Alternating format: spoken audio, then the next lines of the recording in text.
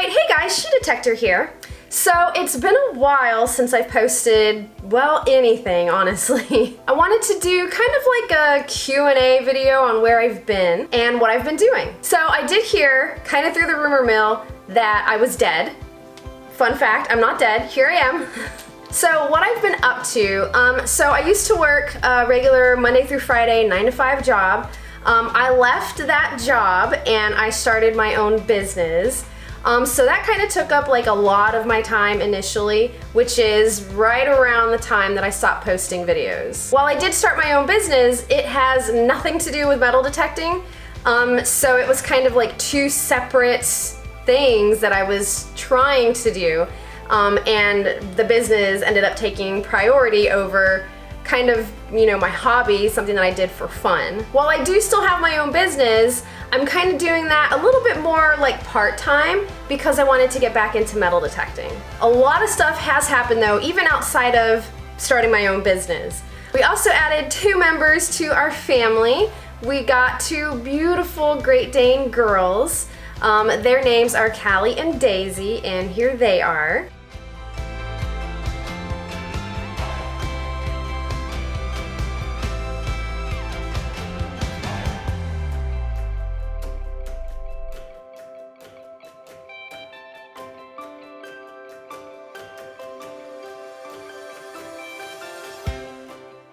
We did a lot of stuff here to the house. We put new floors, we got new windows, we did, well, we didn't do it, but we hired a company to come do the spray-in attic installation. We had a lanai installed on the back of the house. That's the lanai. So this side over here is the bird cage or the screen all the way up through the roof. And then this side over here is hardtops, so we can still be outside if it's raining. We got a little outdoor kitchen, grill. Got this little seating area over here. Table if you want to eat. High top. Little comfy chairs in the sun, and the girls' beds.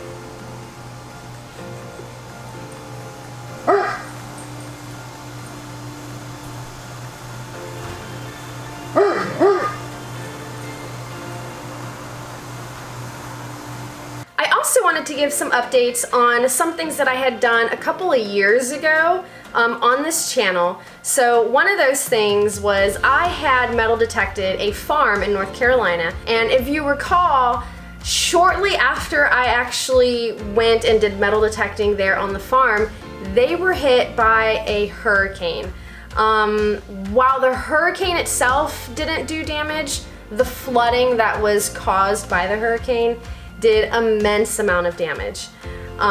If you don't remember watching that video, I'll go ahead and put it here in the card where you can go check it out.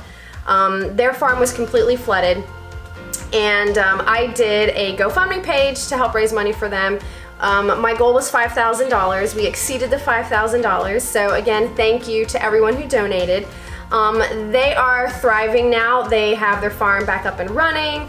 They put crops out every year. They have a little stand that they have outside of the farm. So they have the farm where people can come and get their produce and stuff. And then they also have a stand where they take produce, kind of like a farmer's market type thing. They are doing great. Again, thanks to all of y'all's generosity, it was able to help them kind of stay afloat while everything was going on, the repairs and insurance and all of that stuff. They did not have flood insurance because that area had never flooded before, ever. Not a flood zone, not even remotely close to a flood zone. So your donations definitely went a long way, so thank you again for that. The other thing I wanted to give you all an update on was I had been a donor for Be The Match a couple of years ago, and I did a video kind of chronologically my journey of everything that went into being a donor. If you don't remember watching that, go ahead and check it out. I'll have the link up here in the cards for you too. So I did the blood platelet donation. Now, it wasn't my choice to do it. Obviously the doctors you know, based on my lab results and stuff, and they saw that I was a match for this particular individual, they determined what kind of donation it was going to be it bone marrow or the blood platelets. So they went with the blood platelets.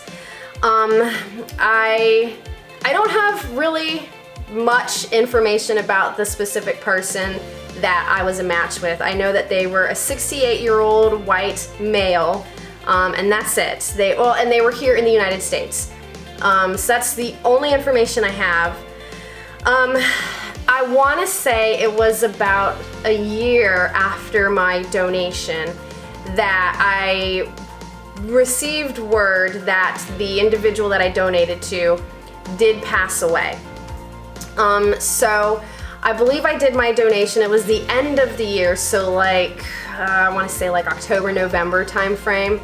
My understanding is they made it through the holidays, and it was in the beginning of the next year that they ended up passing away. So they got, I mean, maybe a couple of months, and I don't know if that was because of my donation or if it was gonna, you know what I mean, like the time frame. I don't know if I had anything to do with that or not. I like to think that maybe my donation helped at least get them through the holidays to spend that time with their family. But that individual did end up passing away, sadly. Through the Be the Match, you have no information about the donor recipient or the donor. So they don't know anything about me, I don't know anything about them. After it has been 1 year, then either party can reach out to our liaison at Be the Match and, you know, like send an email or a letter, whatever it may be, to the liaison, and then they will pass it to the other party. I did draft an email and I sent it to my liaison, and I asked them to send it to the recipient's family in hopes that they would maybe reach out. They never did, which is completely fine. I mean, I was hoping, but the expectation wasn't there. They never reached out, which is fine. I did tell them in the email how I videoed kind of the whole evolution of doing my donation. Maybe they went out and watched it and kind of, you know, saw the process, or at least maybe got to see me or know a little bit about me maybe throughout that process. Hopefully they watched it. If they didn't, I mean, I get it. It's probably something pretty hard to go through as a family member who lost that loved one. So that's the update there. I know a couple of people throughout the years since I did it have, you know, kind of reached out wanting to know if I ever found out anything, and that's all the information that I have for that, unfortunately. I mean, it would have been cool to have gotten to meet the family, but again, they lost their loved one, so why would they want to meet me? Obviously, like, I wasn't able to extend their life more than what it was, but at least they made it through the holidays. I guess that's kind of the silver lining in the whole thing, if you will, I suppose. So again, I am getting back into metal detecting. I've been poking around in the metal detecting community and see a lot of cool things that are on the market or that's coming to the market. I feel like because I've been out of it for like 2 years that so much has changed. There's so many new machines out there. And maybe I'll get to start trying them out. I don't know, we'll see.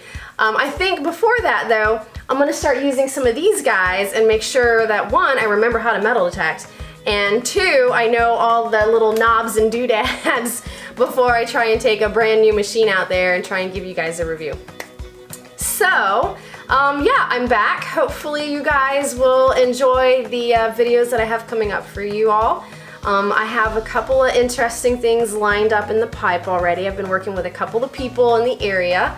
So yeah, hopefully you guys will enjoy the future videos. If you have any questions about anything else that I might have forgotten to address here, go ahead and leave them in the comment section down below. I will try to answer everybody's questions. If there's anything specific that you would like to see in my upcoming videos, let me know and I will try to make it happen. So that's all for today's video. Until next time, I will see you guys later.